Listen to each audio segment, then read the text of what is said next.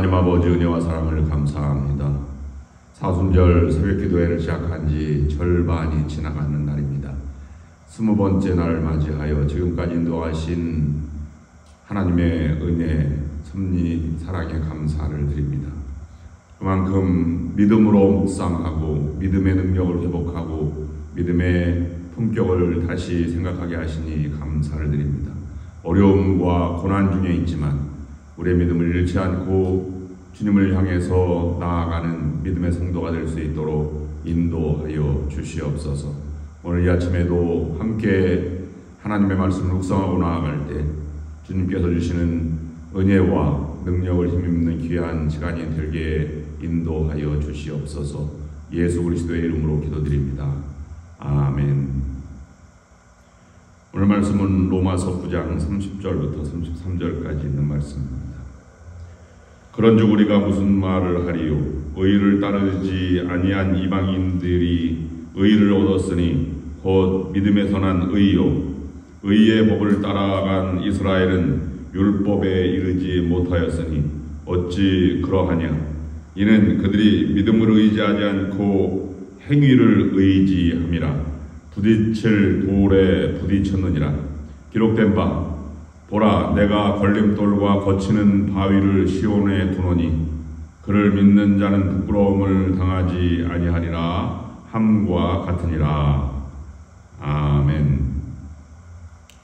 학교의 학생들은 선생님의 이해도나 입장이나 생각을 넘어설 수가 없습니다. 아무리 종업원이 회사를 사랑한다고 해도 사장의 시야만큼, 그리고 사장이 사랑하는 만큼 회사를 알 수도 사랑할 수도 없습니다. 우리가 흔히 살아가는 동안에 아마추어와 전문가의 세계가 따로 있음을 우리가 잘 알 수 있습니다. 직업도 그렇고 운동도 그렇고 어떤 분야에서도 마찬가지입니다. 전문적인 지식을 쌓고 경험을 쌓은 사람들은 그냥 취미 삼아 하는 것과는 근본적으로 다른 시각을 볼 수 있습니다. 그러므로 우리가 어떤 문제에 부딪혔을 때에는 전문가에게 맡기는 것이 해결의 실마리가 됩니다. 전문가가 아님에도 불구하고 전문가를 따라하는 것을 우리는 돌팔이 의사다 이런 표현으로 많이 사용합니다. 오히려 일을 더 복잡하게 만들 가능성도 있다는 것입니다. 그래서 헤어나올 길이 없이 수렁에 빠지기도 합니다. 이스라엘이 곧 그런 상태가 되었다고 사도 바울은 본문에서 말씀하고 있습니다. 그들은 하나님을 의지하지 않고 율법을 의지하고 행위를 의지했다는 말로 이 사도 바울은 이스라엘의 잘못을 일갈하고 있습니다. 우리 인생의 전문가이시고 주인은 하나님이시다고 성경은 늘 강조하고 있습니다. 그래서 그 전적인 하나님에게 맡긴 사람을 우리는 믿음의 사람이라, 그를 따라서 열매를 맺은 사람을 믿음의 의인들이라 우리는 그렇게 부르고 있습니다. 하나님께만 맡겨야 한다는 것입니다. 세상의 주인도 하나님이시라고 성서는 계속 강조합니다. 우리는 하나님께 우리 인생을 맡기려고 하지 않는 데에서 문제가 생기기 시작합니다. 내 생각과 내 의지대로 살아가려고 노력합니다. 그러다가 실패와 좌절과 절망을 맛보게 됩니다. 그러나 하나님을 바라보고 기다리고 묵상하면 하나님의 마음을 닮아가고 하나님의 원하는 삶의 열매를 얻으며 살 수 있습니다. 그것을 성화라고 표현합니다. 이 성화라고 하니까 너무 거룩한 모습으로 우리가 생각이 되어지는데 어려운 단어로 사용해서 그렇습니다만은 우리의 표현으로 표현한다고 하면 닮아간다 또는 닮아가지만 하나님의 원하시는 열매를 맺는다. 그래서 동화작용이라 이렇게 볼 수 있습니다. 그래서 오늘 제목도 묵상의 주제도 동화작용이라고 제목을 달았습니다. 오늘 바울이 주장한 이 말씀 가운데 우리에게 주는 묵상의 교훈 세 가지는 바로 이와 같은 것을 어떻게 동화작용을 해나가는가 하는 것을 우리가 근본적으로 인간의 입장에서 그리고 전문가인 하나님 앞에 맡기는 자세가 어떠해야 하는지를 우리에게 말씀해 주고 있습니다. 첫 번째로는 우리의 노력으로는 불가능함을 알 때 주님을 따라갈 수밖에 없습니다. 내가 무엇인가 할 수 있다고 믿을 때에 우리는 내 생각과 의지대로 하려고 하는 경향이 있습니다. 그러나 우리는 하나님 앞에 아무것도 할 수 없는 존재이다. 하나님이 불러주셔서 감사하고 맡겨준 사명을 감당하고 의롭게 불러주셨으니 그 길을 걸어간다 하는 것이 이 로마서가 말하는 믿음의 모습입니다.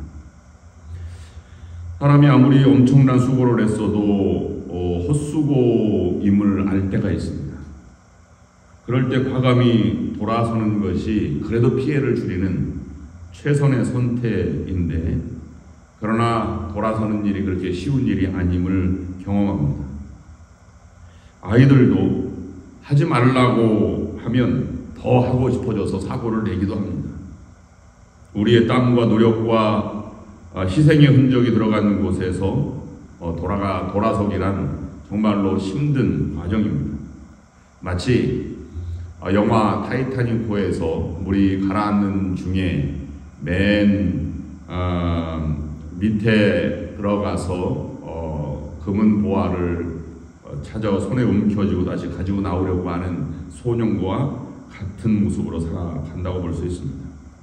우리의 삶에는 물질이나 세상 일이나 인간 관계나 아무리 노력을 했어도 결과가 선한 것으로, 풍요함으로, 아름다움으로 맺어지는 것이 아니라 오히려 반대로 맺어지는 경우가 많이 있습니다. 마치 사도들이 전도여행을 떠날 때 박해로 다가오는 경우가 그런 것입니다. 노력했다는 것만으로 우리가 칭찬을 듣고 열매를 맺는다면 얼마나 좋겠습니까? 그러므로 노력했다는 것만으로 칭찬을 받을 수가 없는 현실을 우리가 살아가고 있습니다. 오히려 잘못된 노력은 더 큰 책망을 불러오기도 합니다.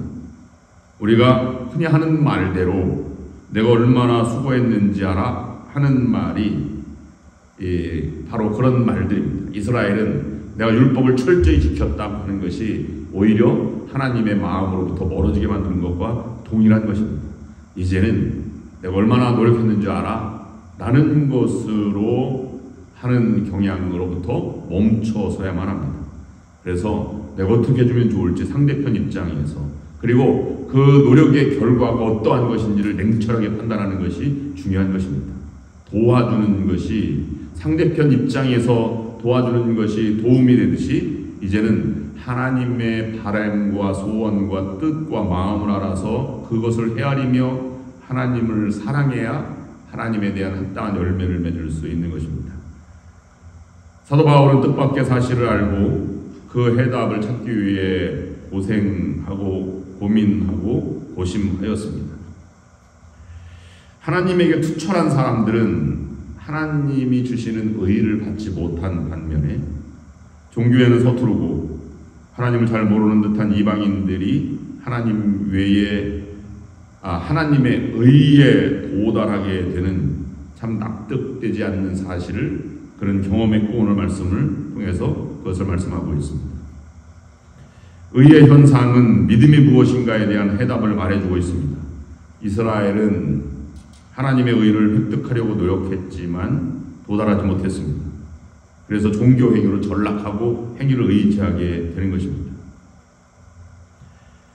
이것을 많은 이 개혁자들이라든지 종교개혁자들이라든지 성인들이 노력을 해오고 고민한 그런 부분이기도 합니다. 종교개혁을 일으켰던 마르틴 루터도 주위 사람들이 모두 인정하는 수재였습니다. 수도 생활이 하도 철저해서 주위 사람들이 진정한 수도사라고 말하기도 하였고 몸이 상하지 않도록 조심하라고까지 충고했던 사람입니다. 그래서 고행을 철저히 하기 위해서 노력도 해왔습니다. 그래서 내부적으로는 그렇게 노력할수록 점점 더 이 하나님의 의로부터 멀어진다고 하는 느낌을 가지고 있었습니다. 그래서 로마서를 읽으면서 루터는 자신의 방법이 틀렸다는 것을 알게 되었고 행위로, 율법으로, 의로 하나님에게 이르지 못한다고 하는 사실을 깨닫게 되었습니다. 그래서 의인은 믿음으로 말미암아 산다라고 하는 그 기치를 가지고 종교개혁을 하게 된 것입니다. 율법으로는 죄를 인식할 뿐이라고 하는 것을 깨닫게 된 것입니다. 실패는 단순한 것이 아니었습니다. 구체적으로 확실한 것으로 다가오고 남게 되었습니다. 갈라디아서 5장 4절 말씀에 사도 바울은 이렇게 말하고 있습니다. 율법으로 의롭게 되려고 하는 사람은 그리스도에게서 끊어지고 은혜에서 떨어져 나가게 되느니라 라고 말하고 있습니다. 몸에 맞지 않는 운동이 건강을 오히려 해치는 것처럼 우리가 종교적인 열심은 더 많은 부작용과 실패, 좌절, 죄를 인식하게 하는 그런 곳으로 전락하게 되었습니다. 그래서 그것은 내가 노력한다고 되는 것이 아니라 사도 바울은 이 문제를 의롭게 여기신다, 믿음으로 이루어진다는 것을 출생을 통해서 이것을 풀어가려고 하였습니다. 출생의 문제로 다가가니까 하나님이 의롭다는 것은 내가 노력해야 되는 것이 아니라 내가 노력한다고 태어나는 것이 아닌 것과 같이 하나님께 전적으로 맡기고 또 그것에 예외 없이 내가 피조물이라고 하는 인식을 가졌을 때 이것에 도달할 수 있다고 하는 사실을 여기에서 깨닫게 된 것입니다. 오히려 이런 이치를 무시하고 자신의 노력으로 가려고 하는 사람이 이 걸림돌 바위에 부딪혀 시온의 바위에 부딪혀 넘어진다는 표현으로 사도 바울은 표현하고 있습니다. 그런 측면에서 보면 아이가 훌륭하게 되는 탄생에서 훌륭한 사람이 된다는 것은 세상의 이치를 받아들이고 공부하고 그것을 깨닫고 내가 수용하는 것이라고 한다면 그의 삶의 모든 환경 가운데 모든 것을 받아들이고 수용해서 그것을 변화시켜 나가거나 아니면 그걸 이끌어가는 그러한 모습으로 살아간다면 우리도 하나님의 의를 받았으면 인생의 모든 것을 하나님이 주신 것으로 받아들이는 과감한 이 수용성을 가지는 것이 중요하다는 것입니다. 받아들이되 과감히 받아들이는 것이 우리를 변화시키는 것입니다. 우리의 과거를 돌아보면 또는 인생을 돌아보면 변화의 순간은 과감하게 지금까지 생각했던 방법을 뒤로하고 새롭게 다른 생각을 과감하게 받아들일 때 우리가 커다란 변화의 순간을 맞이하는 경우를 볼 수 있습니다. 당시에는 할까 말까 망설여지는 것도 사실이었지만 받아들이기로 결정한 것을 과감히 수용할 때 그 세계에 빠져들고 그것이 새로운 세계로구나 라고 과감하게 자신의 인생을 그곳에 들여놓는 그런 경우가 있습니다. 그래서 이만큼 우리가 변화되게 된 것입니다. 받아들일 수 있도록 하는 마음을 주시고 또 기회를 주시고 또 이끌어 가시는 것이 하나님의 은혜의 세계입니다. 새로운 변화의 순간은 남자로서는 군대 아니면 결혼 아니면 교회 아니면 직장 이 모든 관계가 학교 이런 것들도 내가 선택의 순간에는 망설이지만 그 세계가 지금까지 나를 이끌어온 것과 마찬가지입니다. 저도 신학교 갈까 말까 갈등이 왜 없었겠습니까? 그런데 그 갈등을 다 겪고는 신학교 가서 하나님께 충성하겠다고 했더니 마음이 편해졌습니다. 그래서 지금에 이르게 된 것이죠. 배우자를 결정할 때도 망설여지지 않은 사람이 어디 있겠습니까? 하나님의 생명을 위해서 과감하게 받아들이기 결단한 것이 사도들이라면 이 원리, 받아들임의 원리가 지금 우리를 생존케 하고 열매를 맺게 한다고 하는 것입니다. 얼마나 이 상황과 현실을 하나님이 주신 것으로 받아들이는가 하는 수용력에 따라서 우리가 하나님의 사람이 될지 안 될지를 결정할 수 있는 것입니다. 하나님을 수용하면 하나님이 내 인생의 전부가 되는 것도 같은 이치입니다.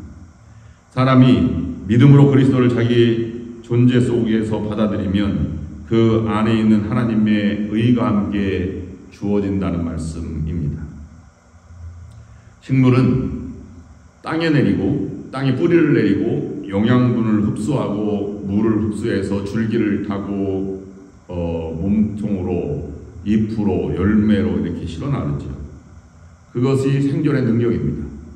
그런데 그것만 가지고는 땅에서 빨아들이는 것만 가지고는 열매를 맺을 수가 없습니다.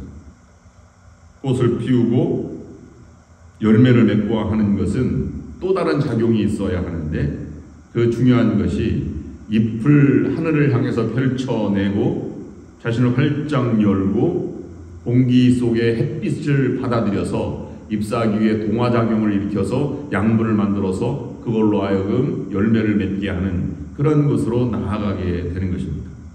그래서 이 태양 빛의 에너지를 다시 화학 에너지로 바꾸면서 탄수화물을 만들고 열매를 향해서 나아가게 되는 것이죠.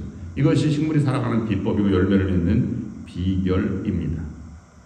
그래서 숲속에 가면 나무들이 서로 햇빛을 더 많이 차지하기 위해서 막 성장하고 잎을 벌려내는 것도 그것입니다. 그 생존 경쟁에서 밀리면 열매를 맺지 못하는 작은 나무로 전락하게 되는 것이죠. 마찬가지로 우리가 내가 노력하는 것만으로 열매를 맺지 못한다는 것입니다. 주님을 닮아간다고 하는 것은 주님의 빛 아래에서 내가 변화되어 가고 동화되어져 가는 것이죠. 그 가운데 우리가 죄를 벗어나서 의로운, 거룩함, 그리고 영화로운 그런 존재로 열매를 맺어가는 것이 바로 인생의 동화적용법, 주님을 닮아가면서 맺어지는 또 다른 열매들을 우리가 묵상해 나가야 한다고 하는 것입니다. 그러기 위해서는 세 번째, 우리가 고정관념을 과감히 깨버려야 새로운 세계로 나아갈 수 있는 것입니다. 유대인들은 이방인 선교를 위해서 생명과 같은 할례를 벌였습니다. 연합감리교회 목표가 열린 마음, 오픈 마인드, 열린 가슴, 오픈 하트, 열린 문, 오픈 도어라는 것을 우리가 잘 알고 있습니다. 이 표현을 보고 생각하면 첫 생각은 사람들에게 모든 것을 개방해서 열려져 있구나. 그래서 열려있는 공동체로 들어올 수 있도록 문이 열려있다는 생각을 하게 됩니다. 그래서 그것에 방해되는 요소가 있다면 과감히 벗어버릴 수 있는 근거가 되는 것이죠. 다른 말로 말씀드리면 내 생각과 내 관습, 내 이해도를 뛰어넘어서 받아들이는 것이 고정관념을 깨는 것입니다. 고정관념이라고 하는 것은 작게 보면 내 생각을 좁는 것이지만 넓게 생각하면 나의 능력을 뛰어넘으라는 것입니다. 하나님의 생각과 판단으로 과감히 나아가는 것을 고정관념을 깨는 것이라고 말씀할 수 있는 것입니다. 그냥 내 생각과 내 생활대로 하면 절대로 나를 넘어설 수 없고 내 능력을 초월할 수 없습니다. 그러나 주님의 권리는 팔 안으로 들어올 때 우리는 나를 넘어설 수 있는 것입니다. 그것을 넘어서지 못한 사람들이 이스라엘 백성들이다 라고 해서 그리스도를 시온의 돌처럼 세웠는데 그것 때문에 우리가 걸려 넘어졌다, 이런 표현을 썼습니다. 우리는 고정관념을 표현하는 말로 내가 하늘로 맹세한다, 나는 내 이름 석자를 걸고 맹세한다는 표현을 많이 씁니다. 맹세는 성격상 하나님의 일을 대신하려고 하는 경향을 가르쳐 말하는 것입니다. 그런 것이 아니라 모든 것을 하나님께 내어 맡기고 살아갔던 이방인들처럼 자신의 과거나 모든 것을 뒤집어 놓고 그리스도에게 나아가는 것이 참다운 진리의 길입니다. 내 생각과 판단이 나를 넘어뜨리게 하지 않고 오히려 하나님에 이끌려서 오직 하나님만을 닮아가려고 하는 것에서 참다운 진리의 모습과 믿음의 능력을 발휘해야 할 것입니다. 그런 여러분 모두가 될 수 있기를 주님의 이름으로 축원합니다. 기도하겠습니다. 하나님 아버지, 우리가 세상을 살아가면서 정말로 수고를 많이 했는데 그것이 헛수고였음을 깨달을 때도 있습니다. 그럴 때 과감히 돌아서지 못한 부족한 저희들을 용납하여 주시고 새로운 세계로 과감히 돌아설 수 있도록 믿음을 허락하여 주시옵소서. 내 능력과 노력으로는 불가능함을 알고 오직 하나님께만 매달려 나아갈 수 있도록 인도하여 주시고 모든 것을 받아들여서 그 받아들인 것 속에 새로운 과감한 수용하는 가운데 하나님을 향해 나아갈 수 있도록 인도하여 주시옵소서. 우리가 그렇게 주님을 받아들이고 살아가는 가운데 주님이 주시는 참다운 성화, 아름다운 믿음의 열매들이 맺혀갈 수 있도록 인도하여 주시옵소서. 예수 그리스도의 이름으로 기도드립니다. 아멘. 이제는 우리 주 예수 그리스도의 은혜와 하나님 아버지의 극진하신 사랑하심과 성령의 역사인도 교통하심이 오늘 말씀을 들고 나아가는 모든 성도들 위해 지금부터 영원토록 함께 없이 이를 간절히 축원하옵나이다. 아멘.